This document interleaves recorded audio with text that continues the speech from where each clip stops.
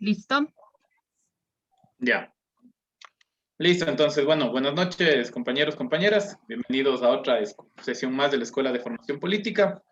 Entonces, vamos a comenzar con el tema de hoy, que estaba justamente preparado para hacer ideología y cultura, le habíamos puesto de nombre. Entonces, el tema es que dentro de la concepción marxista, leninista de la realidad, el concepto de ideología es un concepto clave y central.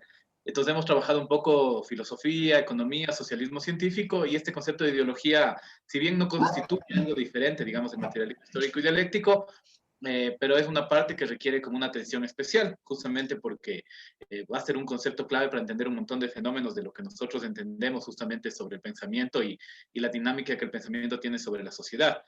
Entonces, uno podría definir la ideología justamente como el parámetro desde el cual nosotros observamos y entendemos la realidad, que será como el punto central para definir esta categoría.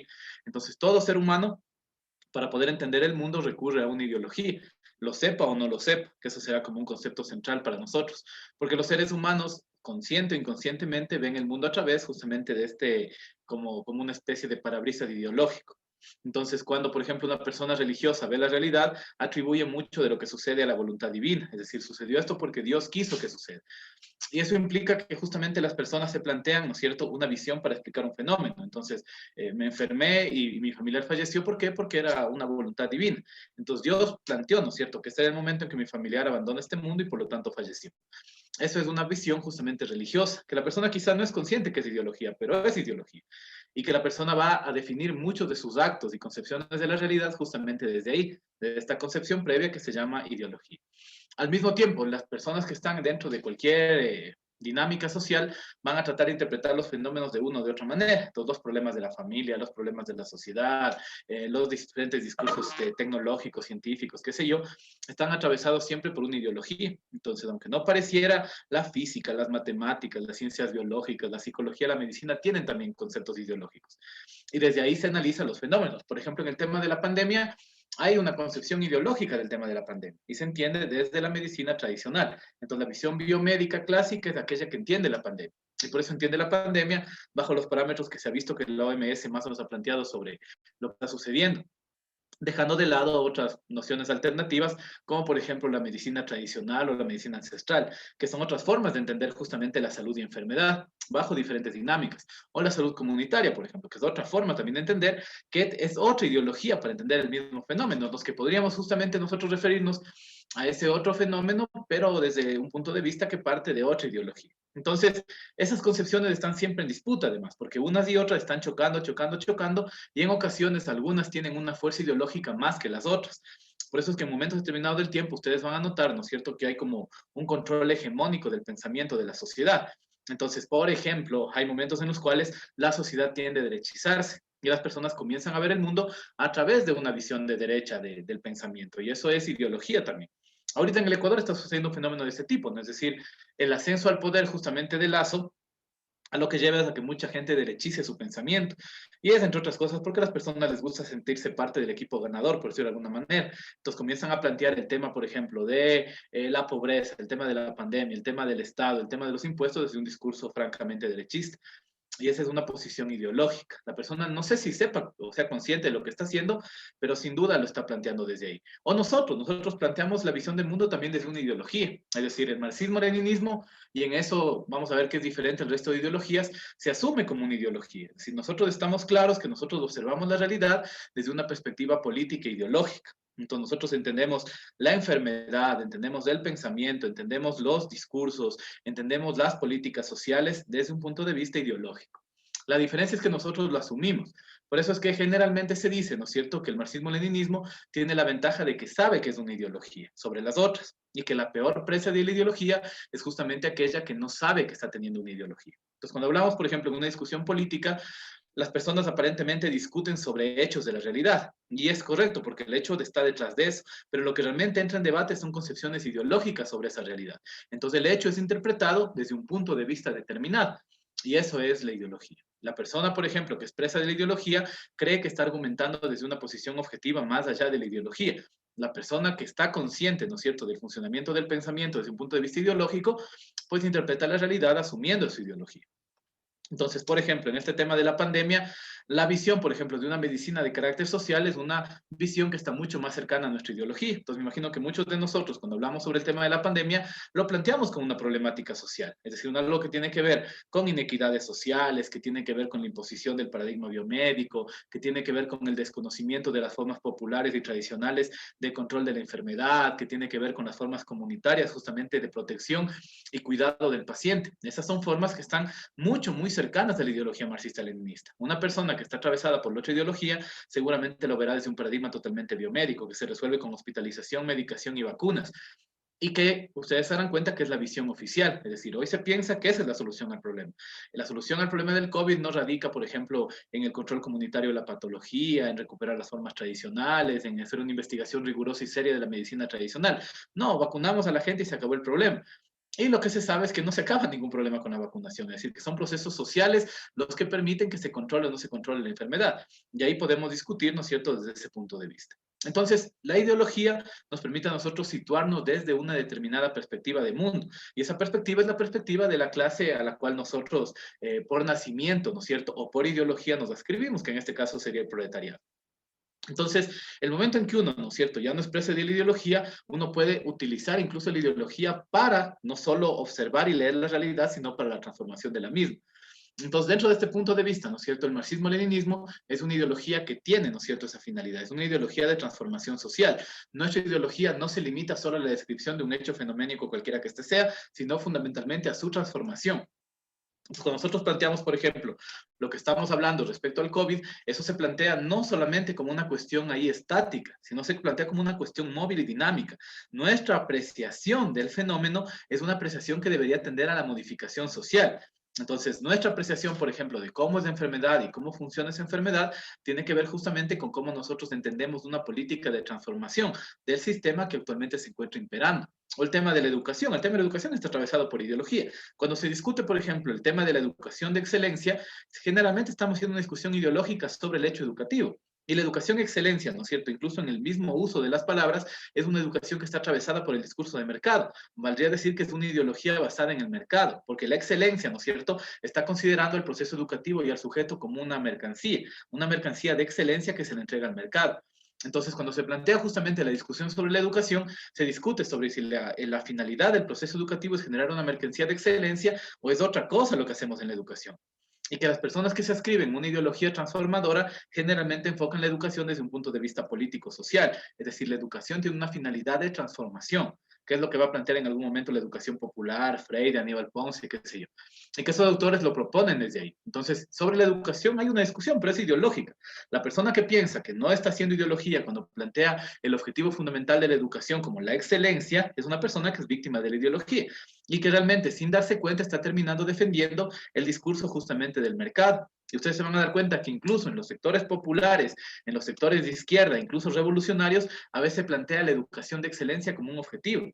Y habría que plantearse si realmente ese es el objetivo, o más bien es la imposición, ¿no es cierto?, de una educación de liberación. Y digo imposición, porque no estoy hablando de un proceso de diálogo democrático, porque esto es lucha de clases. Estamos hablando de que la clase proletaria tiene que imponer una perspectiva educativa, y que esa perspectiva educativa no tiende a la excelencia individual, sino que tiende justamente a los procesos de liberación colectivos, en la cual todas las personas se educan con finalidades de emancipación, y que la emancipación no tiene que ver solo, ¿no es cierto?, solamente con el hecho insurreccional de la revolución, sino que tiene que ver con todo lo que modifica la educación en las personas. Y que lo que la educación les lleva a las personas, especialmente desposeídas, es toda una transformación de su vida, de sus prácticas, de su día a día, y realmente es un desarrollo que es gigante en la persona. Incluso la educación de mercado tradicional, porque solo tener acceso, ¿no es cierto?, a ciertos conocimientos que la educación brinda ya transforma la vida de las personas, pero no hacia generar una mercancía de excelencia, sino hacia generar transformación de la vida cotidiana. Y si esa educación además tuviera una perspectiva emancipadora, liberadora, la educación debería determinar justamente que el proceso político-social se fortalezca y lleve en algún momento a la transformación social. Entonces, esa noción ideológica es la que nosotros nos asumimos y nos ascribimos. Entonces, cuando se debate, por ejemplo, uno se va a dar cuenta que a veces, incluso desde discursos aparentemente políticos, revolucionarios, uno sigue defendiendo la ideología del opresor. Y que en este caso es, por ejemplo, plantear que la educación es una fábrica de generación de mercancías de excelencia, cuando sin duda eso es algo que contradice muchos de los principios de que como incluso el proletariado, el mismo Marx, los, qué sé yo, Nadiezhda Krúpskaya, que fue una de las teóricas principales de la educación, plantearon ya este proceso. Y que luego, ¿no es cierto?, en América Latina, con la educación liberadora, hay toda una potenciación de cómo se hace la crítica al modelo educativo occidental, y que la crítica parte de esto que estamos conversando. El tema religioso es ideología, es decir, la forma como nosotros conceptualizamos la religión es un discurso ideológico. Y que ahí hay que ser atentos, porque Marx tiene una conceptualización que es muy interesante del discurso religioso. Entonces, el discurso religioso generalmente es una ideología que atrapa a las personas y que es muy difícil que la persona se dé cuenta que es víctima de ella. Y generalmente es el discurso en el cual la persona atribuye a causas divinas las diferentes problemáticas sociales, personales, familiares que la persona puede llegar a experimentar en su proceso vital. Pero desde la posición marxista tampoco es que hay una contradicción así de no, no sirve para nada la cuestión religiosa, que esa es una creencia que habrá que tener mucho ojo porque sí suele ser una degeneración realmente lo que el marxismo dice. Entonces se utiliza mucho esta frase con la cual culmina uno de los párrafos más importantes de sobre la cuestión judía, en la cual Marx decía justamente esto de la religión es el opio del pueblo. Pero lo que siempre se recomienda, ¿no es cierto?, es que se lea todo el párrafo. Y el párrafo no termina diciendo, ¿no es cierto?, que la religión es una cuestión así que hay que destruir, sino que Marx comienza diciendo, ¿no es cierto?, que la religión es el suspiro de la criatura oprimida y es el corazón del mundo sin corazón. Y termina con que es el opio del pueblo. Pero lo que más argumenta en este texto, ¿no es cierto?, es justamente que el problema religioso no radica en que las personas se enajenan en la religión necesariamente, sino que es lo que les lleva a la persona a aferrarse al hecho religioso. Y lo que les lleva a la persona a aferrarse al hecho religioso es la miseria material de la vida. Es decir, la injusticia, la pobreza, la opresión, la desesperanza que el ser humano tiene justamente en la materialidad del mundo es lo que lleva a la persona a refugiarse en la religión. Cuando Marx habla del opio, no habla en la concepción del opio que tenemos nosotros como una droga moderna, sino que habla como algo que calma el espíritu, Marx. Entonces, el espíritu del ser humano, golpeado por el capitalismo, sumamente deteriorado, es justamente aquello que en un momento determinado se encuentra en el relato religioso una potencialidad y una posibilidad de sobrevivir. Entonces, lo que Marx dice en este texto famoso, ¿no es cierto?, criticando a Feuerbach, es, entre otras cosas, que la religión seguirá existiendo mientras exista opresión. Y que no es una tarea de la revolución ir y quemar iglesias, es una tarea justamente de acabar con las condiciones de miseria material que degeneran en miseria espiritual también de las personas. Y que esa va a ser justamente la concepción materialista del hecho religioso. Por eso es que en las revoluciones que han existido jamás ha habido esta política de acabar y prohibir la religión. Eso es el discurso occidental que se ha utilizado generalmente para calumniar los procesos revolucionarios. En Rusia, por ejemplo, en la Unión Soviética, valga la precisión, durante la Gran Guerra Patria, uno de los grandes motores de lucha que tuvieron los ciudadanos soviéticos fue justamente una leyenda que surgió en la cual Stalin había visitado a una santa ciega ortodoxa y que esta santa le había dicho que él iba a guiar a los rusos hacia su libertad.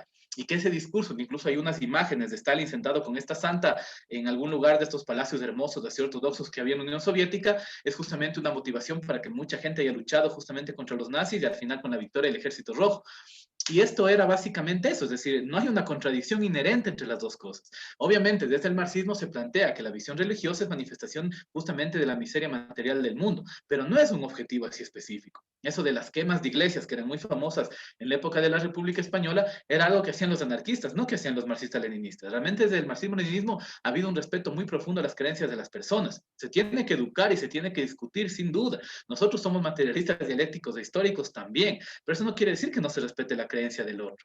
Porque la creencia es justamente un refugio espiritual para el sujeto, del cual la revolución en algún momento le va a emancipar. Pero hasta que eso suceda, es un hecho muy respetable y además que tiene toda la categoría de ser un hecho respetable para la persona. Ho Chi Minh, Mao, en otras religiones que no eran la católica planteaban lo mismo. Es decir, había un montón de documentos de Ho Chi Minh en el cual él aleccionaba a los guerrilleros, ¿no es cierto?, de justamente Vietnam, de que nunca destruyan los altares de la gente. Es decir, que siempre que lleguen tengan mucho respeto por esos lugares, porque son las creencias de las personas. Entonces, ahí uno se da cuenta que esa noción de hay que acabar y hay que quemar las iglesias es una noción anarquista, no es ideología proletaria. Es decir, es ideología que más bien corresponde justamente a la ideología pequeño burguesa, que estaba contemplada justamente en Feuerbach, en el anarquismo, pero no es una postura materialista dialéctica histórica. La postura materialista histórica es cambiaremos las condiciones materiales a través de procesos de revolución tecnológica, económica, educativa, y eso seguramente en algún momento hará que la religión no sea necesaria. porque acabada la miseria material, también se terminará la miseria espiritual. Pero eso es un proceso que pasa por el convencimiento, no por la obligación. Es decir, el convencimiento de que la ciencia tiene explicaciones mucho más válidas, racionales de la realidad que quizá la religión, es algo que se convence en los procesos educativos. Si la religión parece que crece en el mundo occidental es por la opresión material en que se encuentran las personas y porque termina siendo el refugio final de una persona que está sumamente oprimida. Si eso desaparece, si la persona tiene acceso a otras condiciones, a otros conocimientos del mundo, obviamente la religión pierde peso y en algún momento se disuelve en la sociedad pasando a ser espiritualidad o cualquier otra cosa que debería pasar a ser. Pero el objetivo nuestro, ¿no es cierto?, frente a ello no es destruirlo. El objetivo nuestro es justamente convencer y transformar. Y a raíz de ahí se construye una política marxista-leninista frente al hecho religioso. Si quememos las iglesias, es ideología realmente de la pequeña burguesía, no es ideología proletaria. El proletariado no tiene como un objetivo final de lucha eso. El objetivo de nuestra lucha es justamente la transformación de la sociedad, no ir y quemar la creencia de una persona, porque eso no tiene nada que ver con lo que nosotros planteamos acá. Y por eso es que una derivación ideológica, por ejemplo, de esto, es la teología de la liberación, que es un aporte interesante, es decir, no es propiamente marxismo-leninismo, pero es un aporte muy interesante porque explica mucho de este contexto que estamos hablando, es decir, de cómo la fe y las creencias de las personas a veces son motores revolucionarios muy fuertes, más fuertes a veces que la misma cuestión ideológica. Bueno, es ideología también, pero se constituye desde otro punto de vista y que al final es un motor muy fuerte de lucha. Y en Latinoamérica al menos ha sido un motor fundamental de muchos procesos revolucionarios. Entonces, ese criterio, por ejemplo, respecto a, es aquello que es justamente el criterio ideológico.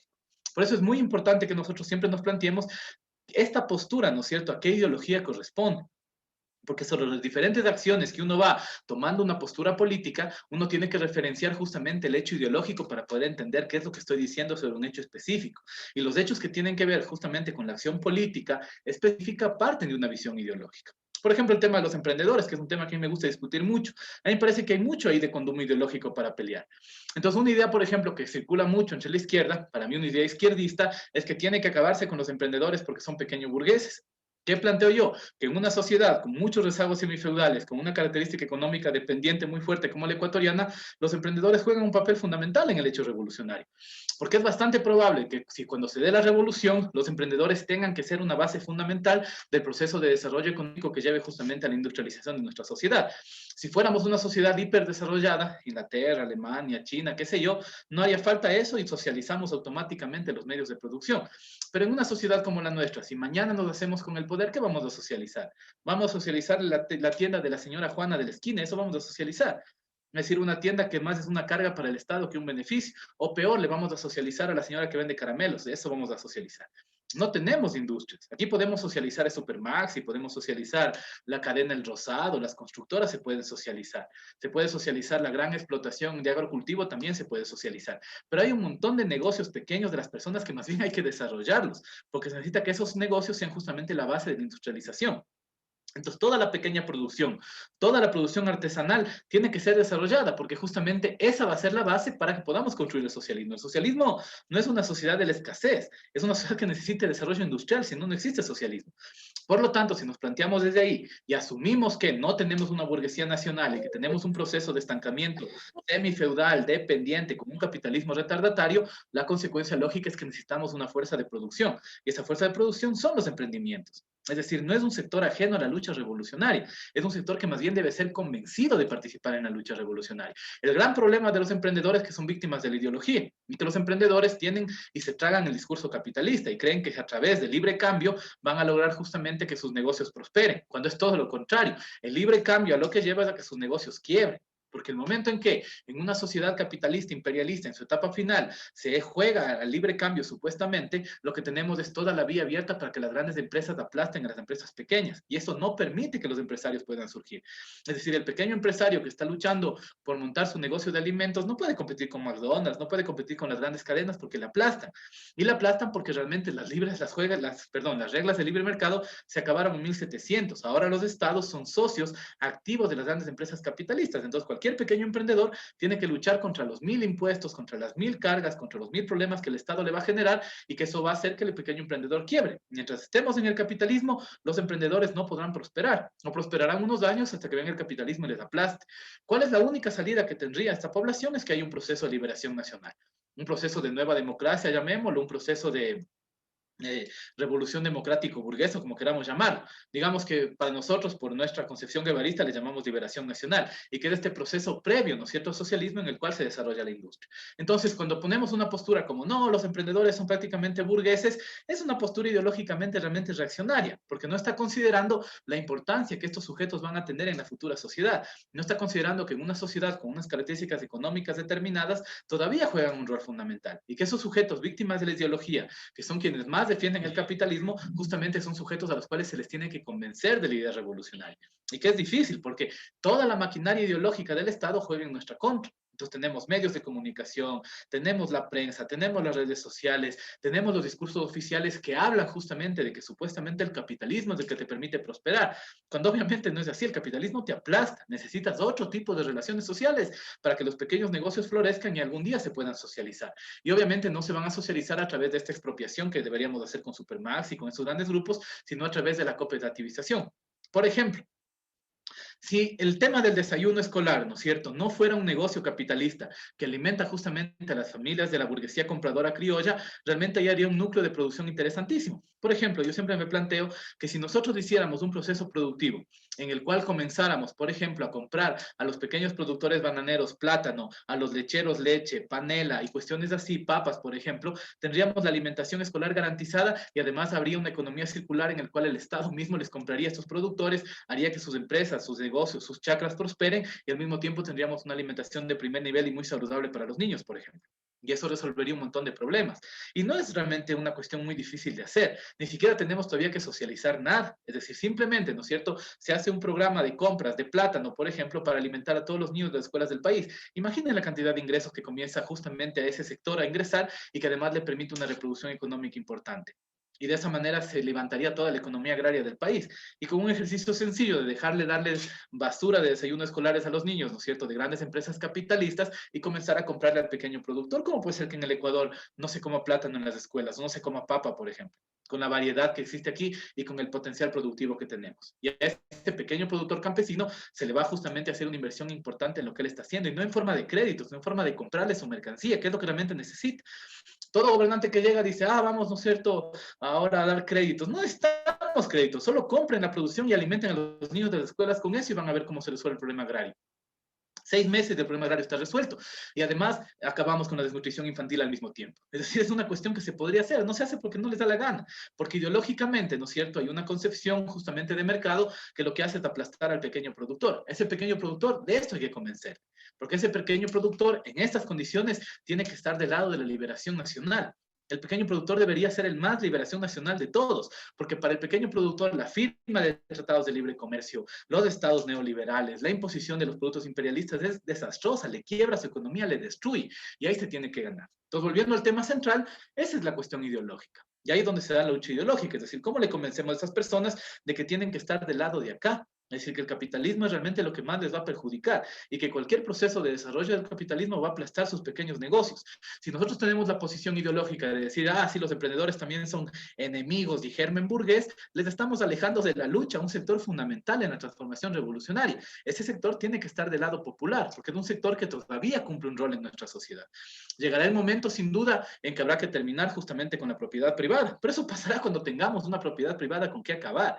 Es decir, cuando hay un proceso ya de industrialización y realmente empresas que se puedan socializar, ahí podemos pasar a la cooperativización, pero si no, no tiene sentido. Y esa es una de las cosas que, por ejemplo, habrá que plantearse desde ahí. Entonces, a veces líneas que parecen muy revolucionarias, ideológicamente no lo son. Ideológicamente responden a intereses, pensamientos y necesidades de otras clases, y no necesariamente de la nuestra. Entonces siempre hay que tener muy claro, porque el asunto ideológico es algo que está permanentemente en el debate, y que los fenómenos tienen que ser leídos desde una postura ideológica que tiene que corresponderse con la ideología que nosotros defendemos. Entonces, yendo a este punto nuevamente, si nosotros estamos claros que estamos adscritos a una ideología y que pensamos desde una ideología, entonces tenemos la ventaja siempre, ¿no es cierto?, de que nosotros podemos discutir y clarificar desde un punto de vista determinado, y que ese punto además es abiertamente político, es abiertamente ideológico. Entonces, por ejemplo, la educación que nosotros realizamos tiene que ser abiertamente ideológica. Es decir, no estamos haciendo una educación así supuestamente pura, supuestamente que no se inclina hacia un lado, supuestamente neutral. No, nuestra educación es una educación política. Nuestras escuelas de educación son escuelas políticas, no son otra cosa, y lo son francamente. porque nosotros entendemos que no existe otra forma de hacer. La escuela regular también es política, pero no lo asume como tal. ¿Los medios de comunicación son neutrales? Claro que no son neutrales. Los medios de comunicación son un aparato ideológico brutal sobre la población. Y ellos asumen de esa manera, no, ellos supuestamente son objetivos y neutrales. Nosotros, nuestro periodismo, nuestra comunicación comunitaria, tiene que ser ideológica y tiene que ser política. No puede ser neutral. Tiene que tomar un punto de vista, tiene que ponerse desde una determinada perspectiva, tiene que levantar y elevar un debate ideológico sobre los problemas. Entonces hay un montón de fenómenos en nuestra realidad, ¿no es cierto? Problemas de salarios, problemas de género, problemas de violencia, que tienen que ser recuperados desde un punto de vista ideológico. Es decir, nosotros tenemos que discutir los problemas de género, los problemas legales, los problemas de producción, los problemas educativos desde esta perspectiva política. Y tenemos que asumir desde ahí y además ser francos y claros que lo estamos asumiendo desde ahí, que no lo estamos leyendo pasiva ni neutralmente, estamos asumiendo un constructo ideológico. Y que esa ideología tiene dos posibilidades. La primera es el convencimiento, como estamos diciendo. Es decir, con los sectores que son populares y los sectores que juegan un rol revolucionario, se les tiene que convencer. Y el convencimiento parte justamente por la propaganda, por las escuelas políticas, por justamente los procesos de formación en los cuales uno se desarrolla el convencimiento. Por eso es que, por ejemplo, la propaganda es un asunto estructural de la lucha revolucionaria. Cuando Lenin delineaba justamente la idea de que el partido necesita un periódico para la propaganda, Lenin lo hacía con toda la certeza de lo que estaba haciendo. Es decir, no es que Lenin estaba haciendo una cuestión ingenua. Lenin sabía que el aparato ideológico es necesario porque tenemos que pelear las conciencias de la gente. Y para pelear las conciencias necesitas un periódico, necesitas propaganda, necesitas que se sepa la línea ideológica, que se discuta lo que uno está proponiendo. Entonces, la formación política de la militancia es fundamental. Una organización tiene que formar políticamente a sus cuadros. La reunión semanal de leer un libro es fundamental, eso no se puede dejar de lado. Es más fundamental que la mayor marcha que uno se le pueda ocurrir hacer, porque en esa reunión semanal donde discutimos ideológicamente las cosas, es donde afinamos esas cosas que luego vamos a decir y vamos a pelear en el mundo. Y eso luego va a ser la propaganda y va a ser el discurso y va a ser eso que tenemos que decir ante las masas trabajadoras, ante los sectores que queremos convencerle que se vengan para nuestro lado. Entonces, justamente eso es un asunto central porque necesitamos que eso esté ahí. Y la propaganda se convierte en la manifestación material de esa ideología. Por eso es que para una organización revolucionaria la propaganda se convierte en un elemento central. El elemento de desarrollo propagandístico es lo más importante que hay que tener nosotros presente y saber que las acciones, ¿no es cierto?, que se realizan en la propaganda es lucha por las conciencias justamente de la gente. Al mismo tiempo, ¿no es cierto? Lo otro que es necesario justamente dentro de este proceso es que el discurso vaya alineándose justamente a los objetivos ideológicos y políticos que tenemos. El discurso no puede ser neutral. El discurso tiene que apuntar justamente hacia lo que nosotros queremos conseguir y hacia allá se comienza a construir. Entonces, esto es justamente asumir esa posición y de esa manera no ser víctimas de la ideología, sino nosotros utilizar la ideología a nuestro favor. Y cuando tú utilizas la ideología es como que te pones frente a ella, la aceptas como tal y la comienzas a desarrollar. Y además comienzas a combatir lo que dentro de ti mismo puede ser la ideología del otro lado. Es decir, aquellas concepciones que luego de hacer una reflexión uno se empieza a plantear, ¿realmente es una concepción revolucionaria esto que tengo o no lo es? Y sobre eso tiene que plantearse las discusiones sobre cómo se entienden los fenómenos de la realidad. Y esto que estoy planteando sobre el problema infantil, sobre el problema del aborto, sobre el problema de la mujer, sobre el problema de la tierra, o lo que quiera que vaya a discutir, ¿es realmente lo que estoy planteando parte de mi propia ideología, de la ideología revolucionaria, o es ideología del otro lado? Y sobre eso tiene que hacerse la reflexión para poder plantearlo hacia adelante. Y la otra manifestación ideológica que se vuelve un asunto central en la revolución es lo que suele llamarse la cultura.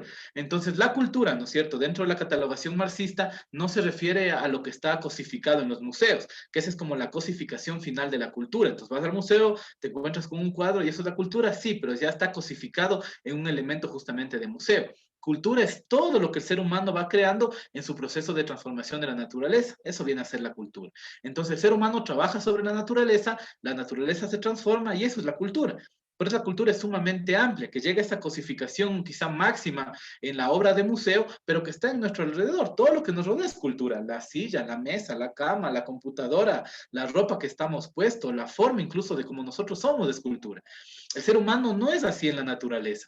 El ser humano se peina, el ser humano se asea, el ser humano se hace estilos, el ser humano se deja crecer ciertas partes de vellosidad corporal, se corta otras, utiliza ciertos elementos para modificar su visión, cosas así, y eso es cultura. Muchos de nosotros capaz nos modificamos los dientes en un momento de la vida. Esa modificación dental es cultura, es una transformación de la naturaleza. Capaz nuestros dientes no tenían que ser así biológicamente, biológicamente cada vez estaban chuecos, torcidos, nos pusimos alguna cosa en la boca y nos cambió. Entonces, nosotros mismos, nuestra propia corporalidad es cultura. Nuestros cuerpos son tallados por la educación social que recibimos. Es decir, si nuestra educación social fue una educación de práctica de deporte desde muy temprano, fue una educación más bien de trabajo, fue una educación basada en un determinado tipo de alimentación, qué sé yo, eso termina moldeado en el cuerpo de la persona. Y eso es cultura. Es decir, no es que no lo es. El tema es que, claro, la cultura termina referenciada solo como la cultura de museo o la cultura folclórica, pero se olvida que todas las creaciones humanas son realmente cultura y que ahí es donde nosotros nos desenvolvemos. Y obviamente, como no podía ser de otra manera, esas creaciones humanas también tienen un relato ideológico. Es decir, la forma como producimos, la forma como nos vestimos, la forma incluso como es nuestra propia experiencia corporal del mundo está constituida desde una cuestión ideológica, porque la cultura termina siendo eso y termina siendo una manifestación de ese tipo de fenómenos. Por eso vamos a darnos cuenta, ¿no es cierto?, que justamente los aparatos ideológicos como la televisión, como la iglesia, como qué sé yo, reproducen la ideología que les conviene y lo reproducen a través de consumo cultural. Entonces, ¿qué consumimos culturalmente nosotros cuando prendemos la televisión, cuando prendemos la radio, cuando abrimos la red social? Consumimos justamente un consumo cultural que está determinado por los intereses de una clase específica. Y esa ideología llega a nosotros, ¿no es cierto? Y se convierte en un consumo cultural que luego nosotros asumimos, repetimos, entendemos la realidad de esa manera. Muchos de nosotros fuimos educados por las novelas, por ejemplo. Y las novelas es un relato ideológico, donde te vende una idea de una relación de pareja, una idea de una relación de familia, una idea de una relación conyugal que no, casi nunca se corresponde con la realidad, que es la ideología de cómo la burguesía cree que deben ser las relaciones entre los seres humanos y que nosotros asumimos justamente como tal, porque somos víctimas de la ideología y que se manifiesta en qué? En un consumo cultural, en una novela, en una película, en alguna cuestión de esta índole y que todos esos relatos culturales llegan a nosotros, nos demos cuenta o no. Entonces, cuando estamos viendo una película de cualquier tema que sea, es un consumo cultural y es un consumo ideológico, porque ahí está justamente la marca de la sociedad que está generando eso.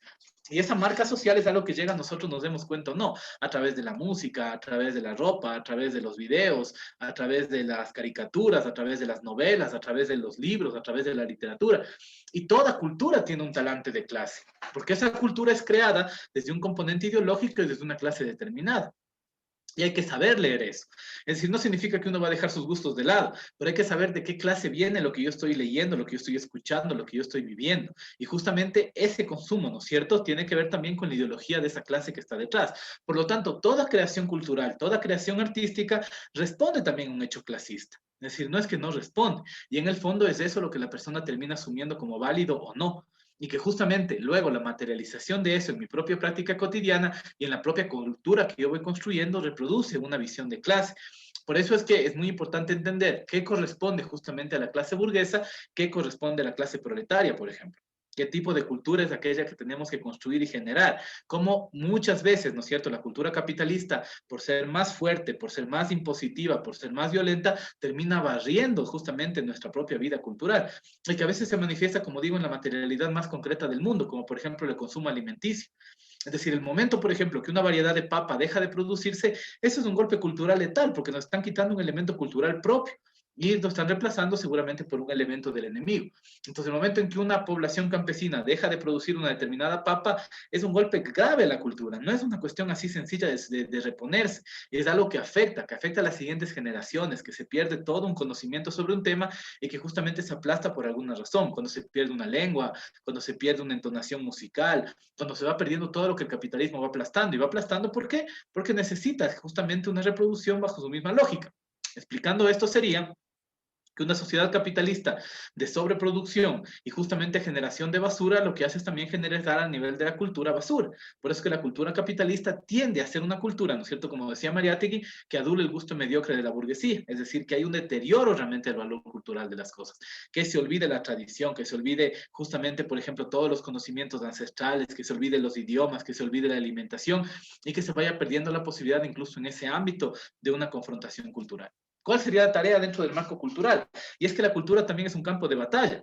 Y es algo que hay que tener presente, es decir, así como la ideología, así como el pensamiento es un campo de batalla, la cultura también es un campo de batalla. Y es un campo que a mí me da la impresión que lo tenemos más perdido que los otros. Es decir, incluso en el tema ideológico, en el tema de propaganda, de una u otra manera esa pelea se la da.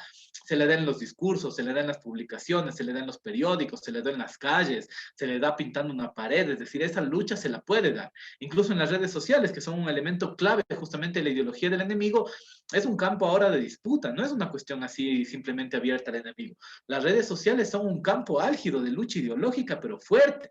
Es decir, ustedes se van a ver la cantidad de publicaciones que hay de bando y bando, son realmente terribles.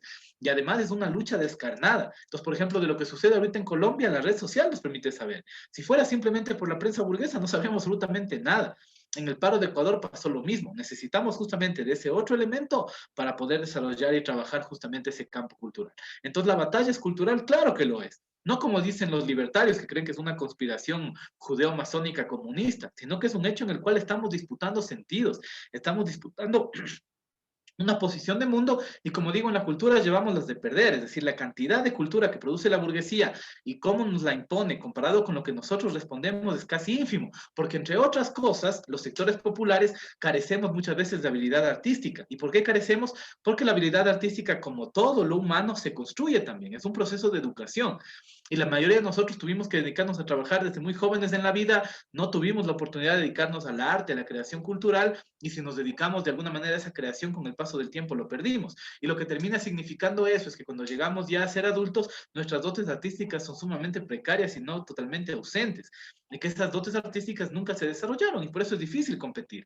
Porque como decía Mao Zedong, ¿no es cierto? Tú necesitas que haya una comunión entre forma y contenido. Es decir, el contenido puede ser muy fuerte, pero si la forma no es igual de fuerte, el contenido carece de valor. Y eso es muy importante porque se necesita que la forma también sea una cuestión que compite y dispute. Y ahí tenemos muchas deficiencias, porque justamente por esa limitación que tenemos como clase es que no podemos generar mucha cultura. Por ejemplo, publicar un libro es costoso, poder pintar un cuadro, poder hacer música, son cosas que al proletariado le cuesta mucho hacer y que lo poco que hace no llega a ser un consumo cultural masivo. Muy pocas veces hay cuestiones así de creación proletaria que llegan a hacer eso.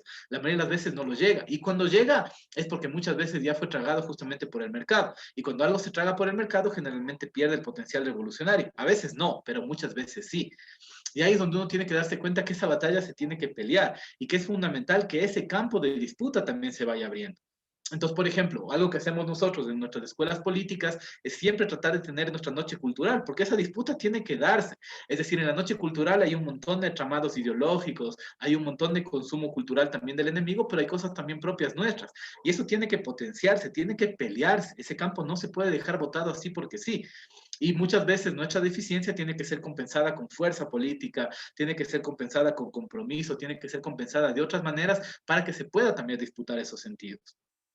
La construcción, por ejemplo, de obras artísticas, de compañeros que tienen una conciencia de clase, que tienen una visión ideológica, tiene que ser un arte comprometido, mejor no hagan nada, que es lo que yo siempre diré, es decir, una persona que tiene la posibilidad de crear, tiene la responsabilidad social de crear para su clase, no puede dedicarse a crear hedónica y placenteramente. Capaz del arte como producción puede hasta ser mejor, no interesa, porque es una cuestión de disputa. Yo tengo la habilidad para hacer algo, tengo que entregarle a mi clase porque mi clase no cuenta con esas cosas. A mi clase le cuesta aprender a tocar un instrumento, no es sencillo comprarse un instrumento, no es sencillo dedicar todo el tiempo que necesitas para ser músico cuando tienes hijos que alimentar. Y si tú tuviste la suerte de poder tener un talento, de poder crear algo, eso tiene que ser devuelto a la clase porque si no le estamos robando a la clase y estamos sirviendo al enemigo. Entonces, el momento en que una obra carece de profundidad política es una cosa terrible. Hay una disputa famosa en la literatura ecuatoriana entre Pablo Palacio y Joaquín Gallegos Lara, porque ambos eran militantes revolucionarios. Y justamente cuando Pablo Palacio publica La vida del ahorcado, las críticas durísimas que le hacía Gallegos Lara, porque Gallegos Lara creía que había traicionado, porque creía que había vendido el proyecto político. Entonces, ahora capaz para nosotros Vida del Ahorcado es un texto que muchos de nosotros que nos gusta la literatura lo valoraremos bastante, pero en su momento la crítica que le hacía Gallegos Lara era muy descarnada porque pensaba que Palacio había traicionado a la revolución. Y le decía, y era una crítica así fuerte, furibunda, que realmente se sentía toda la decepción que sentía Gallegos Lara por lo que Palacio estaba haciendo. Luego podemos estar de acuerdo no con Gallegos Lara en la apreciación estética literaria, pero en la política tenemos que estar de acuerdo. Es decir, se necesita que los artistas construyan algo que realmente tenga un compromiso social porque eso necesitamos nosotros. Y esa es una cuestión que tiene que estar presente y tiene que ser parte de lo que nosotros podemos llegar a hacer. Entonces, así como la política es económica, es revolución, es ir a las calles, un poco la ideología también juega y la cultura también juega. Es decir, esos procesos ideológicos culturales tienen que desarrollarse y son parte fundamental de la lucha de clases. Y en el Ecuador tienen que estar presentes, necesitamos construir eso. Es decir, no puede ser que no lo tengamos. Por ejemplo, uno piensa en la revolución en Chile y tenemos a Inti Limani, Quilapayún, es decir, hay todo un proceso de creación. Nosotros, ¿qué tenemos? Y no tenemos mucho. Debe haber, no estoy diciendo ni negando los artistas que debe haber aquí, artistas populares, comprometidos, lo que sea, pero eso es algo que tiene que desarrollarse más y tiene que lucharse para que se genere, porque ese es otro campo de disputa que para mí es mucho más perdido que el ideológico, es decir, si la guerra ideológica ya la llevamos mal, la cultural, no tenemos idea lo lejos que estamos de poder pelear al enemigo. Pero bueno, la revolución es justamente eso, ¿no? Pelear aunque prácticamente no se tenga ninguna esperanza de victoria. Y ese sería el campo. Eso. Entonces, esa sería la parte como un poco teórica del día de hoy. Entonces, ahora vamos a pasar el trabajo en grupos. Entonces, en el trabajo en grupos, básicamente sería dos preguntas de reflexión. Entonces, la primera pregunta de reflexión es justamente esto. ¿Cómo necesitamos o cómo debemos desarrollar la lucha ideológica? Que sería lo primero. Y la segunda sería cómo se debe desarrollar la lucha cultural. Entonces, un poco sería para poder conversar entre nosotros, es decir, plantearse, discutir, analizar cómo nosotros vemos el problema ideológico como un campo de disputa y cómo debe desarrollarse esa lucha a nivel ideológico y cómo debería desarrollarse la lucha a nivel cultural. Entonces ahí están las preguntas abiertas, igual es un tema para discutir, para conversar, y la idea sería que conversemos unos 20 minutos y luego pasemos a la plenaria. Entonces vamos a hacer dos grupos de 4 personas y ya, nos vemos en unos 20 minutos. Entonces ahí para que se converse sobre esto. Entonces,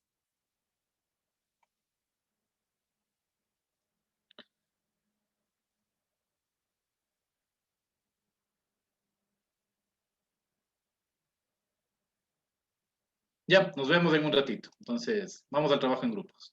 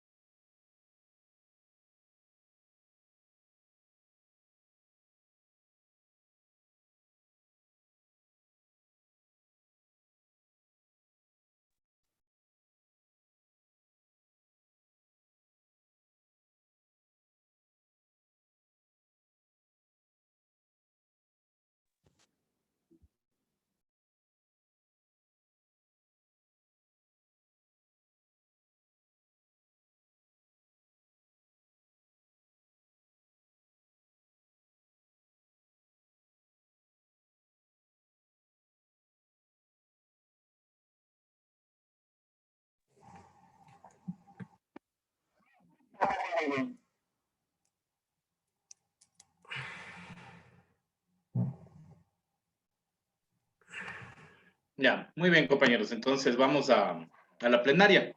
Entonces, no sé, ¿qué compañeros o compañeras del grupo uno quisieran comenzar? ¿Quiénes estaban en la sala uno? Estaban Francisco, Pacho, Walter. ¿Quién quiere comentarnos un poco lo que conversar? ¿Qué tal, Ernesto? Buenas noches con todos.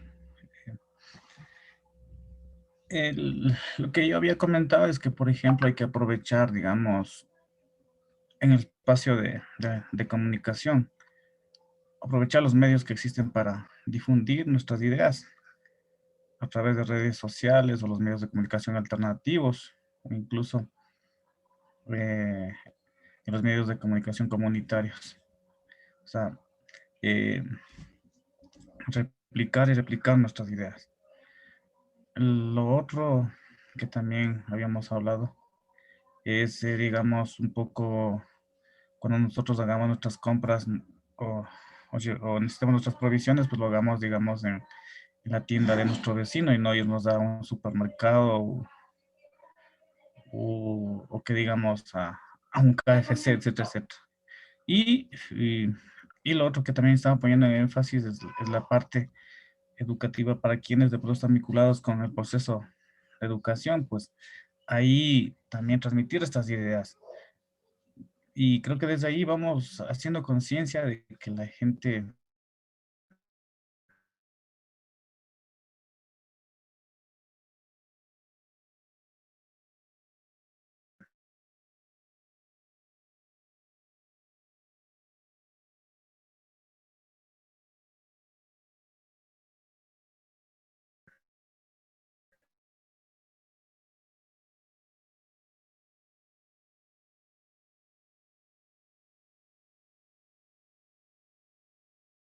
la legislación ecuatoriana está digamos, bajo la tutela de la ONU, de las leyes, reglamentos de la Organización Nacional, bueno, de la ONU más claro, ya.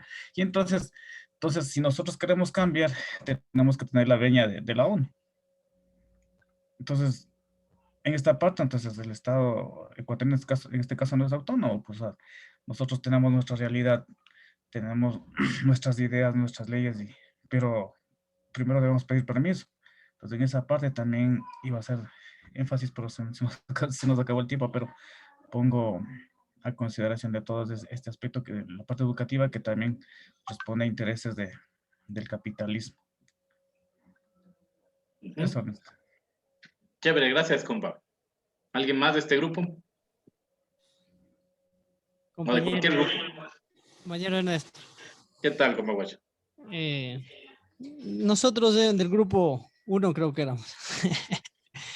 Estamos conversando sobre que se debe mantener o continuar realizando estos encuentros para compartir ideas y evaluar o ver de lo que está realizando tanto el gobierno nacional, los seccionales, los locales, y en cada territorio ir analizando, investigando, como hemos conversado en la escuela de formación en Cotopaxi, y ir resolviendo qué accionar, realizar en defensa de los pueblos,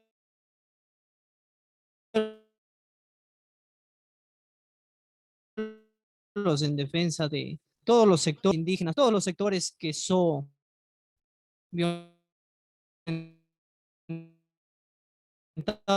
los derechos. Ampliando las escuelas en la provincia de Cotopaxi con el movimiento Tupac Amaru, ir incentivando a la juventud que se sigan sumando y dando a conocer el verdadero accionar de lo que los pueblos necesitamos, y no caer en la demagogia de los políticos, incluso de los mismos medios de comunicación, retomando la palabra del compañero que habló, fortalecer con nuestros propios medios de comunicación y difundir las actividades, la verdadera voz de las organizaciones, de cada uno de nosotros, el sentir la necesidad de cada uno para que así poco a poco vayan escuchándolo por medio de redes sociales o diferentes medios de comunicación comunitario y alternativo, ir ampliando el espectro e ir dando a conocer la resistencia, la voz, la lucha que estamos llevando en rechazo a las políticas neoliberales, capitalistas y más fuertes que va a venir en futuro, que en muy poco tiempo estaremos en las calles resistiendo en defensa de los derechos, en defensa de las fuertes medidas económicas que se va a venir. Eso, compañero, y hay que seguir fortaleciendo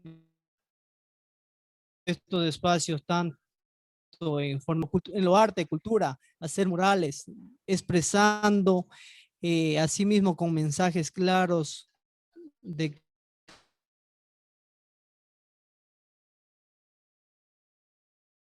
cada uno de, de las... Gracias, compa Guacho. No sé si alguien más de este grupo. Sí, perdón, Valía, compañeros, muy buenas noches. En la conversación que tuvimos hace un momento, como dentro del grupo 1 también tuve la oportunidad donde mencionaba de que ha ingresado a este espacio de formación por primera vez, entonces sea bienvenido, no más que todo, capaz que hay igual otros compañeros más que estén dentro de este espacio, pues sean bienvenidos, aprenderemos de manera conjunta y todo que esté en beneficio de las clases populares. Ese es el objetivo de la organización. En lo que se trataba, que principalmente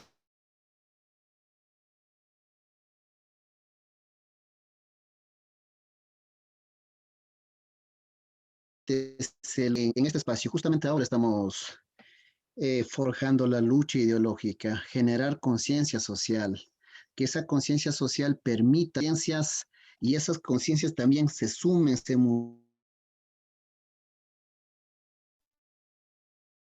multipliquen la mayoría de los pobres como que, que todo esto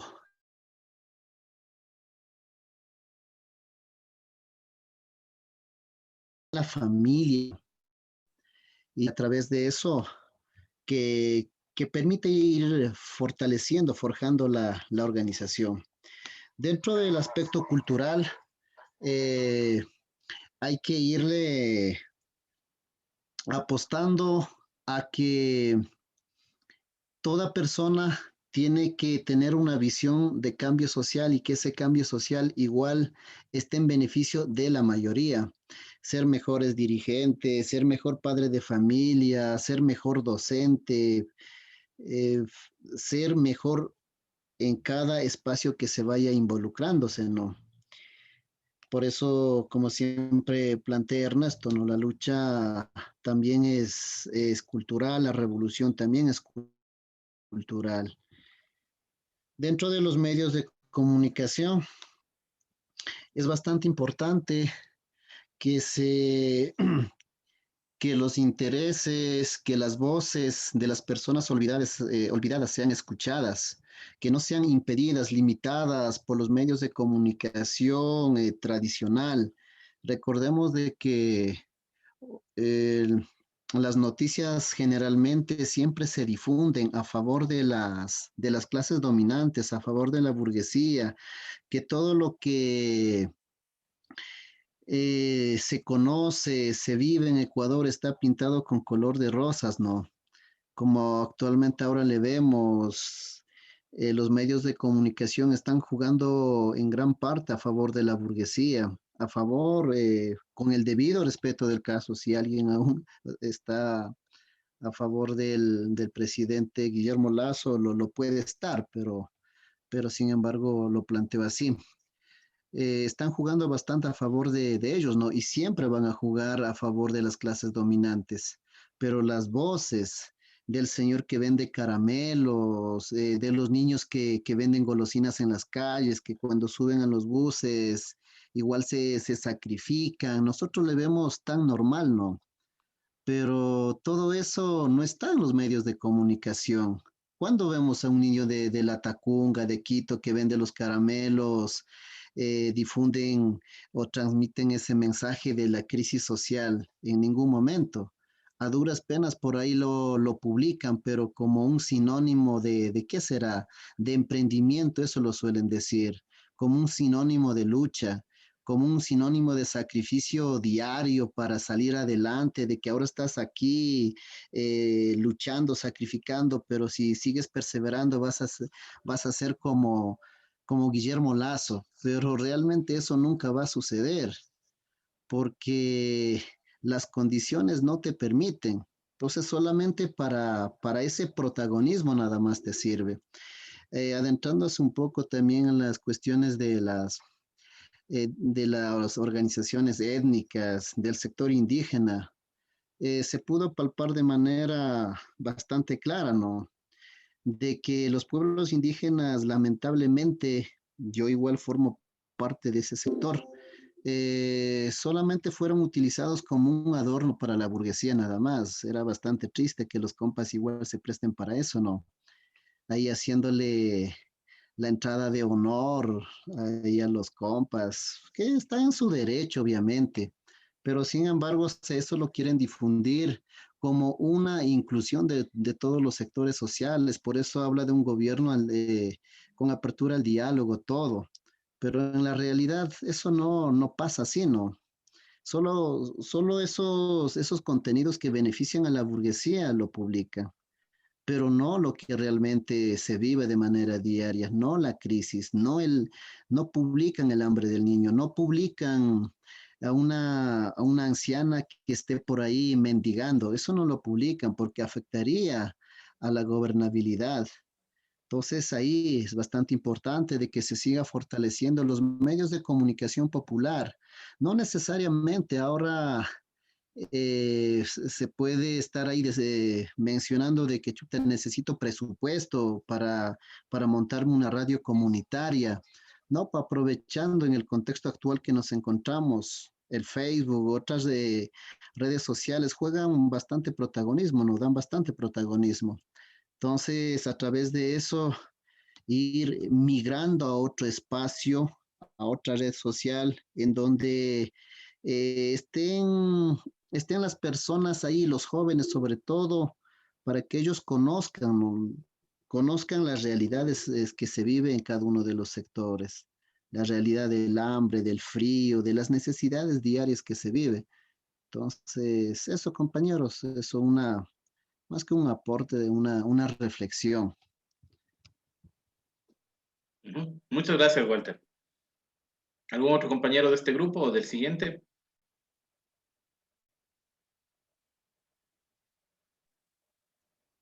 Buenas noches. ¿Qué tal, compa? Buenas noches. Bien, primero agradecerle al compañero por las palabras de bienvenida. Sí, en la charla nos decían que esto de la organización tiene que ser planificado, o sea, y desde un enfoque de ciencia política. Eh, Esto como que no sé si puede ser que no tiene que ser espontáneo, sino que si es que vamos a una lucha ideológica, tiene que ser algo planificado, lo que tenga un principio y un fin, cómo lo vamos a hacer, un objetivo. No, no sé si estoy claro en eso.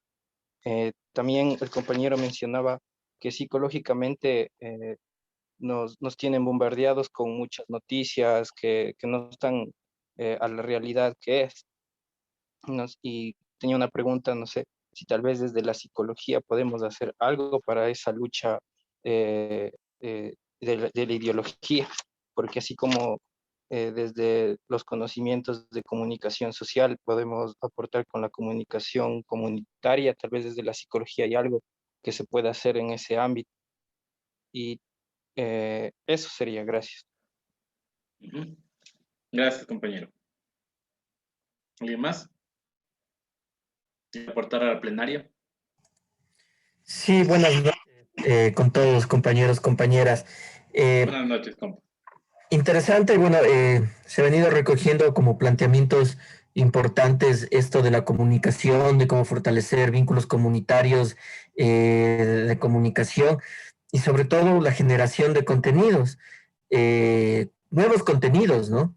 En el grupo yo les había comentado la noticia que había leído yo hoy en un medio de comunicación por Facebook en la que, bueno, se presentaba la noticia de una persona que es repartidor de estas nuevas cadenas Globo, Rappi, etcétera, y que contaba su experiencia de vida, ¿no? En la que él cuenta que trabaja 14 horas diarias y gana $30 diarios, ¿no? Entonces me puse a investigar, bueno, más bien dicho, curiosear los comentarios que se tejen alrededor de esta noticia. Y es interesante ver cómo el 90% de las personas de alguna manera dicen qué bendecido que eres, qué bueno que estés trabajando, qué bueno que luches, más o menos como el compañero decía antes, ¿no? Cómo se romantiza esto de la explotación, ¿no? O sea, llegamos a un momento en el que estamos ideológicamente volviendo a entender que el trabajo debe ser explotado. O sea, yo podría pensar que 14 horas trabajando, o sea, en serio, son 14 horas trabajando y capaz que no tienes ni seguro, ni capaz no estás ni afiliado al IES, no tienes seguro, si pasa un accidente en tu motocicleta, a ti te toca reponerlo de la motocicleta, y la gente decía, Dios te bendiga y da gracias de que tienes trabajo, porque ni siquiera muchos de nosotros tenemos trabajos. Entonces ahí es importante entender cómo funcionan los medios, ¿no? Hace un rato el compañero muy acertadamente decía cómo a veces, o generar estos impactos de pobreza, ¿no? A veces yo he visto en las redes sociales publicaban de una señora de la tercera edad que vendía chocolates, chupetes, y la gente romantizaba la pobreza diciendo qué bonito que una anciana de esa edad siga trabajando honestamente. O sea, ¿qué carajos estamos diciendo? Estamos romantizando la pobreza y una persona de tercera edad que siga trabajando en esas condiciones, y la gente más o menos avalando en un sentido de decir qué bueno que se trabaje honestamente de esa manera. O sea, hay que entender que los medios de comunicación tienen un enfoque muy propio de ellos, muy a defender ciertas posturas, y es interesante cómo también estamos en esta curiosidad de ver un medio alternativo, una red comunitaria, pero ¿cómo vamos a generar los contenidos? ¿En base a qué? Y otra cosa de las que nos estamos planteando, muchas veces se tiende a pensar que los medios de comunicación comunitarios tienden a ser medios precarios, medios pobres y todo eso. Y hay que entender que también los medios de comunicación comunitaria también tienen que generar recursos. Pero ¿cómo se pueden generar los recursos en medios comunitarios? ¿Cómo podemos hacer que un medio comunitario siga manteniéndose al aire y en vigencia? Porque no es fácil mantenerse. Es verdad que las redes sociales en un principio parecían ser herramientas de liberación y todo, pero sucede a veces todo lo contrario. Más bien suceden herramientas que son herramientas para seguir manteniendo las relaciones de poder vigentes. En este sentido, también es pensar o reflexionar cómo podemos usar estos mismos medios en otro sentido, en otras formas, en otras prácticas.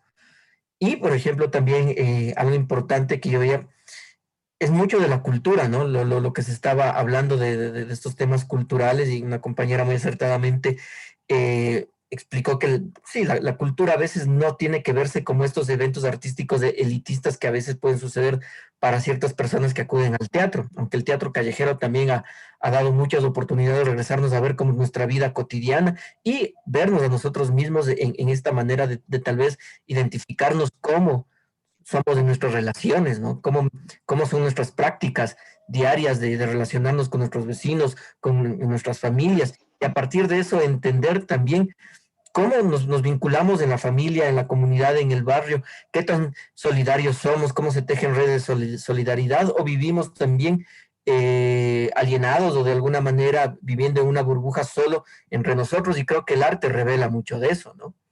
Y la música también es muy importante. Yo les comentaba a los compañeros también que últimamente he revisado algunos grupos de la provincia de Imbabura que vienen de este famoso grupo Yarina, pero que se están vinculando nuevos sonidos como el hip hop, el que hacen rap quichua, y en el que de alguna manera revitalizan lo que es el hablar quichua y también en la revitalización, bueno, pues son letras bastante sociales en ciertos sentidos de la resistencia que han tenido los pueblos indígenas, de la resistencia que tienen los obreros, de la resistencia que tienen las personas que trabajan día a día y que están bajo estos sistemas de explotación.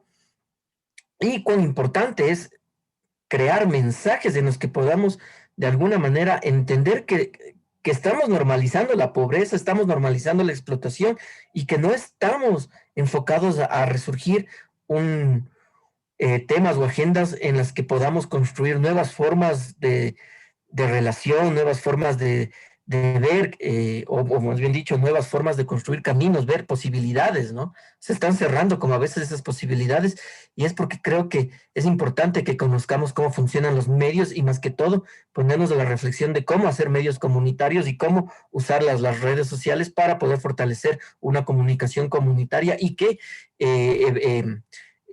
expresiones culturales podemos presentar a partir de estas. Eso, gracias. Ujú. Gracias, compañero. ¿Alguna otra persona?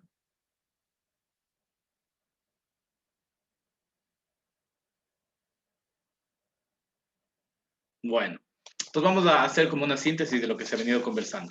Entonces creo que es importante lo que planteaba el compañero Juan Carlos sobre el tema de la educación y la comunicación, ¿no? Creo que eso de la comunicación no se mencionó mucho el día de hoy, pero creo que es un elemento central. Es decir, la ideología se difunde y se difunde a través de la comunicación. Bueno, solo el periódico, pero digamos se podría ampliar justamente a la lucha de la comunicación.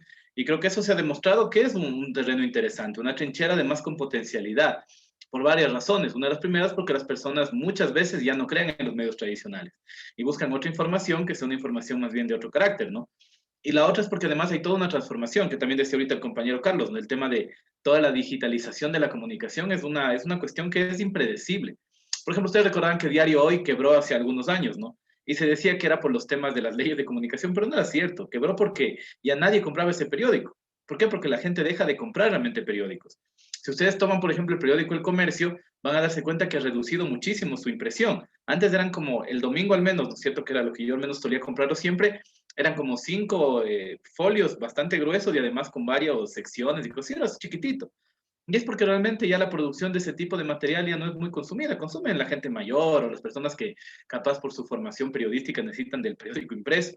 Pero la mayoría de nosotros me imagino que consumimos más Twitter, Facebook y cuestiones así, que es donde uno también puede ver las mismas noticias, pero sin necesidad de comprar el periódico, ¿no?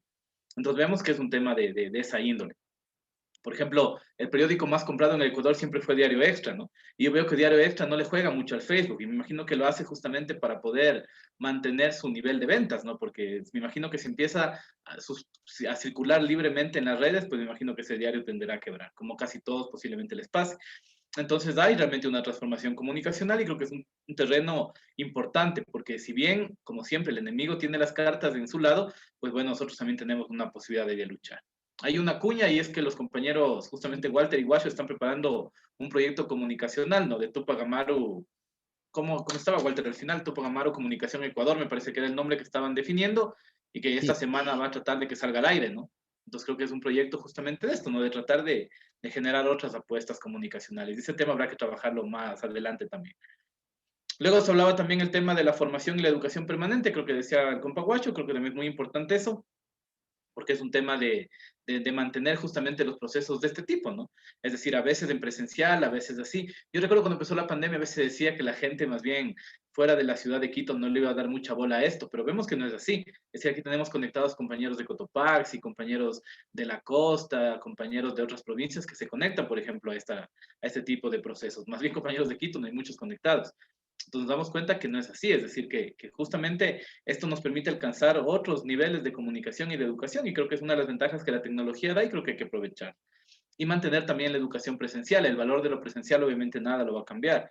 Y justamente como decía el compa Guacho, los procesos de educación política tienen que ser permanentes, porque lo contrario es un poco menospreciar a la gente y creer que la gente simplemente son así como borregos que tienen que ir atrás de los dirigentes. Y no se trata de eso. La lucha es una lucha donde todos construimos los procesos revolucionarios, donde nos educamos. Por ahí habrá alguna persona que sea el encargado del taller, pero realmente la participación tiene que ser colectiva. Y si queremos que la revolución sea colectiva, la gente tiene que ser consciente de por qué lucha, por qué hace las cosas. Y eso se logra con procesos educativos de formación. No hay otra forma. Si uno no está en el territorio, si uno no está con las bases, si uno no está con las masas, eso se desconecta y al final las bases simplemente a uno le sirven de plataforma para uno ascender. Y eso obviamente se tiene que romper si uno quiere ser revolucionario, ¿no? La revolución la hace el pueblo y el pueblo necesita tener educación y formación. Y además, por ejemplo, mencionaba el compa el tema de los murales, que justamente en los años 20, 30 del siglo pasado, cuando salieron estas políticas de los murales dentro del mundo del arte, era una cuestión de arte comprometido, ¿no? Entonces, Siqueiro, por ejemplo, era justamente uno de los grandes muralistas mexicanos que decía esto: el arte no puede estar en los museos, tiene que servir para la gente y tiene que tener un contenido político, ¿no? Diego Rivera también, que es más conocido, pero bueno, pues Siqueiros, quizá por simpatía ideológica, le tengo más cariño yo, eran justamente muralistas que pintaban condiciones de los trabajadores, de la Revolución Mexicana, de la lucha de clases, para que tenga acceso a la gente, ¿no? Para que no estén encerrados en el museo, sino que la gente en la cotidianidad del mundo pueda ver el arte. Y creo que es un tema que se tiene que rescatar. Luego Walter hablaba justamente de la difusión y creo que por eso son los proyectos como el de Tupac Amaru o Comunicación Ecuador, que creo que es justamente eso, no difundir, es decir, hay que pelear. Si uno no difunde el conocimiento, ¿para qué sirve que uno lo tenga o que uno pueda saber ciertas cosas o conocer ciertos aspectos ideológicos políticos? Hay que pelear. Y también decía ese tema de la revolución cultural, que es importante, ¿no? Que es un elemento que quiero trabajando. Porque claro, nosotros mencionamos el tema de la cultura como lucha de clases, pero justamente la cultura es eso, ¿no? Es una revolución. Y Francisco lo decía, es una planificación. La revolución es planificada. La revolución no es un asunto que se da así simplemente por la oleada del mar. Eso es como solemos decir aquí, es como justamente los levantamientos, como que la leche hierve. Pues la leche hierve, se levanta, se acaba el fuego y se acaba la leche hervida también. La lucha tiene que ser planificada, organizada, y la revolución cultural también. Creo que es importante. Y también se hablaba, por ejemplo, del tema de la cuestión de cómo se va realizando el trabajo con las comunidades indígenas, con el pueblo indígena, y es una cuestión de una lucha también ideológica, ¿no? Es decir, la conceptualización del problema indígena como un problema étnico, como enseñaba Mariátegui, es una conceptualización ideológicamente de la burguesía. Es decir, como que es un problema solo de la cuestión étnica, o solo de la cuestión cultural, o solo la cuestión educativa. No, es un problema de clase. Es decir, la problemática que viven las poblaciones, ¿no es cierto?, indígenas, es una problemática de la exclusión, de la opresión, del capitalismo. Ahí radica la opresión del pueblo indígena, no radica en una cuestión étnica. Y eso, por ejemplo, es un tema de discusión ideológica, porque la ideología dominante es esto, ¿no? De convertir el problema, ¿no es cierto?, de los pueblos indígenas en un problema étnico. Y no es un problema étnico, es un problema político. Y ese problema político tiene aristas culturales, sin duda, eso es totalmente cierto. Por eso Mariátegui decía, tenemos que hacer justamente un marxismo que hable en quichua, decía Mariátegui, porque ese problema cultural está presente ahí, está justamente presente el problema económico y el problema educativo también, pero es un problema fundamentalmente político. Se mencionaba el tema de la psicología también, me parece que era Francisco. Entonces, claro, Martín Baró justamente va a plantear esto, que la psicología tiene un rol fundamental, porque la psicología tiene que emancipar las conciencias, decía Martín Baró. Entonces, Martín Baró planteaba que, claro, estamos tan oprimidos por el capitalismo, es tan violenta esta sociedad, que muchos de nosotros vivimos justamente en las patologías que el sistema genera, la adicción a las drogas, las secuelas de la violencia, los traumas que uno va cargando y que eso a veces no nos permite luchar, y que el rol del psicólogo justamente es de estar con la comunidad liberando las conciencias de la gente, porque solo una conciencia liberada es una conciencia dispuesta a luchar. Entonces, el rol de la psicología, en este caso la clínica, es un rol clave, porque a veces se aleja y parece que es una cuestión que solo está en el consultorio y eso no es así. La lucha es justamente por emancipar esas conciencias para que puedan pelear. Y eso era lo que Martín Baró decía, ¿no? Y en su práctica y en su vida, Martín Baró fue asesinado por la dictadura salvadoreña justamente por esta vinculación que él tenía con los sectores populares insurreccionales en esa época en El Salvador. Y finalmente Carlos mencionaba también el tema de la romantización que hay, que es verdad, esa es la ideología actual. Yo claro, también leí esa noticia y me parecía espeluznante, porque lo que esa persona contaba es que tiene un trabajo sumamente cansado, sumamente de exposición, sin ningún tipo de beneficio de seguridad social ni nada, y que al final gana algo que no representa todos los riesgos que la persona corre. Y claro, y se lo presentaba como un ejemplo de trabajo, y claro, esto es totalmente cierto. Entonces hay toda una manifestación de una manipulación ideológica para hacernos creer que es bueno ser explotados, y eso es obviamente algo que se tiene que combatir. Entonces me parece que por eso es importante saber que las redes sociales son una trinchera de lucha, porque ahí es donde estas cuestiones se van reproduciendo. Y ustedes se van a dar cuenta que incluso eso es algo organizado, porque el enemigo sabe cómo son las cosas. La burguesía no juega con lo social. La burguesía tiene troll centers, ¿no?, para generar opinión pública. Salió esta noticia también que habrán visto todos ustedes, que apenas acabó Moreno su mandato, desapareció el troll center de Moreno, y todas esas cuentas fantasmas que apoyaban a Moreno ya no están en las redes. ¿Por qué? Porque la burguesía juega, sabe lo que juega, es decir, la burguesía te genera opinión pública, la burguesía planifica la propaganda, la burguesía te instala discursos, Es decir, la burguesía juega con esas cosas y justamente te juega a decir eso. Por ejemplo, ahorita veo que están jugando a decir que los movimientos sociales de cada América Latina son consecuencia del Foro de Sao Paulo y el Grupo de Puebla. ¿Qué tiene que ver el paro de Colombia con eso? Y la respuesta es nada. ¿Qué tuvo que ver el paro de Ecuador? Tampoco. El paro de Ecuador fue una cuestión que un movimiento espontáneo de la población, justamente consecuencia del alza de la gasolina. Y en Colombia tiene que ver con los impuestos. Y es un movimiento también espontáneo de la población. Ojalá hubiera una organización política detrás. No las hay. Es una cuestión de la movilización de la gente. Pero yo veo que varias páginas, varios comunicadores están instalando la idea que es una cuestión así de una conspiración. ¿Para justificar qué? Para justificar, por ejemplo, la carta que firmaron con Vox. Vox es una organización fascista. Fascista, ¿no? No es así una categorización como aquí damos olímpicamente a las cosas. Vox son fascistas abiertamente, son racistas, son homófobos, son antimigrantes, es decir, una cuestión así, y toda esta gente, incluido el ministro de Defensa, firmaron esa carta, ¿no? Anticipando que hay una supuesta conspiración comunista en América Latina detrás de las movilizaciones. Ojalá hubiera esta conspiración. Fuera bueno que existiera realmente y que no fuera un movimiento espontáneo, pero no la hay. Y te están instalando un discurso. ¿Para qué? Para luego justificar la represión y justificar las cosas que pasan en Colombia, ¿no? Que civiles armados matan a los manifestantes y hay un montón de gente que felicita y está de acuerdo con eso, porque supuestamente están acabando con el fantasma del comunismo, ¿no? Entonces, un espacio y una trinchera que hay que pelear, y hay que pelear organizadamente. Es decir, hay que manejar un discurso, hay que enfrentarse, hay que defender ese tipo de cosas. Y el tema del arte, ¿no? Que es un elemento central, y creo que ese arte es algo que se tiene que construir y trabajar, justamente como se mencionaba. Es decir, el arte también es una trinchera, también es un campo de batalla. Y en ese campo de batalla, pues hay que dar la pelea con las herramientas que se tengan, ¿no? Y se mencionaba todo este tema de cómo van surgiendo estas nuevas manifestaciones de arte popular que rescatan los valores, por ejemplo, de los pueblos ancestrales, de las cuestiones incluso políticas populares y que se van haciendo de esa manera. Y creo que también tiene que ser una cuestión más planificada. Hasta ahora ha sido espontáneo, pero si hubiéramos una trinchera de planificación de la actividad, sin duda sería mucho más beneficioso para el pueblo. Y justamente son los elementos. Entonces creo que con estas opiniones tenemos así como bastante claro también el panorama de la ideología, la comunicación y la cultura. Asumémosle comunicación porque es un elemento central. Es decir, cómo se va a luchar también es a través de esta trinchera de la comunicación y que hay que seguirla desarrollando y que quizás durante mucho tiempo no la supimos desarrollar. Y las mismas consecuencias de la lucha, de las necesidades sociales, nos han llevado a darnos cuenta de lo importante que es el proceso de comunicación, de cómo se tiene también que ir posicionando discursos, cómo se tiene que ir planificando la actividad y además que la comunicación es finalmente la caja de resonancia de la ideología y la cultura. Entonces creo que eso ha sido interesante, creo que esta plenaria nos da como esta apertura para poder ampliar un poco la cuestión y creo que eso es un interesante cierre para el taller del día de hoy. Eso, compañeros, compañeras, nada, sería gracias por haber asistido. Como les digo, ojalá el jueves ya pueda salir el programa de Tupac Amaru Comunicación Ecuador. Igual estaremos compartiendo en el chat para si a alguien le interesa pueda seguir la transmisión e ir viendo cómo se desarrolla este proyecto de comunicación que se está levantando justamente desde acá. Ah, cierto, el compañero también me quedó eso faltando. Decía Juan Carlos sobre el tema de la educación y la ONU, lo que diga. Nosotros deberíamos ser un país soberano. Deberíamos tener soberanía nacional e independencia política. Y el Ecuador como país soberano decidir sobre su educación, decidir sobre su cultura y decidir sobre su proceso. Si alguien plantea que no lo podemos hacer porque la ONU, la UNESCO, quien sea, dice lo que sea, es porque no tenemos soberanía nacional, es decir, porque no decidimos absolutamente nada, porque somos un país dependiente, oprimido, que no tenemos la menor soberanía nacional y que cualquier persona que se sienta patriota debería darse cuenta de eso justamente para oponerse a esto que están haciendo.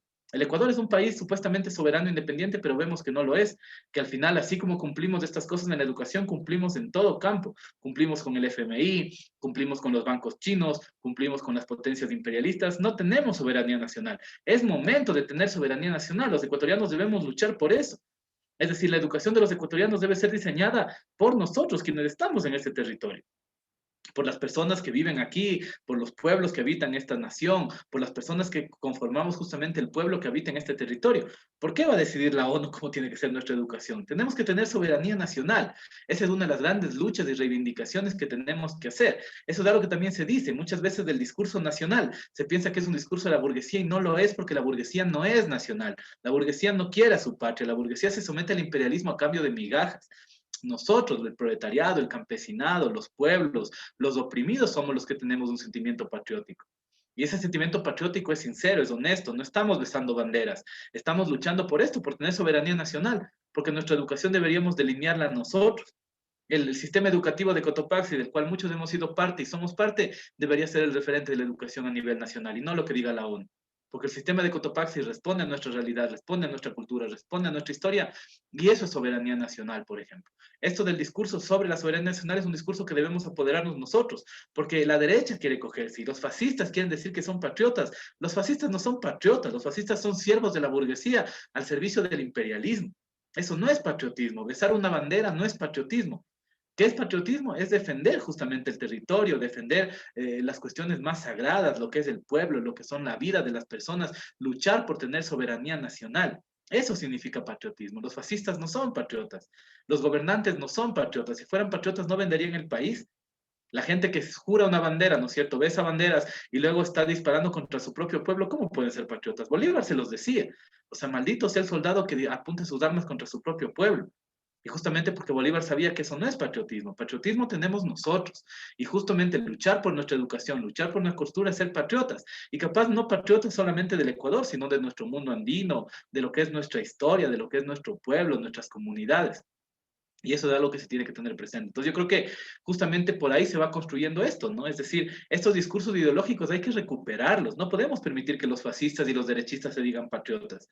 Eso es algo que tenemos que recuperar para nosotros. Los únicos que deberían enalborar la bandera ecuatoriana somos nosotros, el pueblo, los que nos defendemos realmente esta patria, los que enriquecemos esta patria, los que cuando ha habido guerras hemos puesto los cuerpos, ¿no? Porque cuando ponen los cuerpos no van los burgueses a morir en las guerras, vamos nosotros, los que defendieron este territorio, los que estuvieron siempre peleando contra la corona española por esto, están ahí. ¿Cómo va a ser patriota que le traigan al rey de España a rendirle pleitesías? El 24 de mayo que rememoramos cuando los patriotas justamente vencieron a los españoles en la batalla de Pichincha. Miren quiénes son patriotas realmente. Entonces creo que eso es importante, ¿no? Sin soberanía nacional no hay absolutamente nada, y eso que decía el compañero Juan Carlos es cierto y demuestra que este país no tiene soberanía nacional, que tenemos que luchar por tener esa soberanía nacional, que es parte de los objetivos históricos de la lucha y que seguramente a nosotros nos tocará hacer esa tarea. Eso, compas. Entonces, como se nos acaba el tiempo, creo que podemos ir quedando por ahí. Entonces, gracias por haber venido. No sé si tienen alguna indicación, capaz Karen del aula virtual o Walter, o si no, ya vamos cerrando y nos veríamos el próximo día lunes. Ernesto, solo habla Juan Carlos, perdón que les interrumpa. Yo, o sea, no puedo hacer continuamente estas reuniones porque también tengo otras ocupaciones y a veces es un poco difícil, pero el tiempo que tenga o espacio que tenga, pues yo les voy a seguir acompañando de esta forma, por favor, nada más. Muchas gracias. Chévere, gracias, compa. Un gusto siempre encontrarnos de nuevo. Entonces, Hola, hola. no, Nada, decirles que les tengo pendientes el video de la nada sesión anterior. ¿Me escuchan? más. Eh,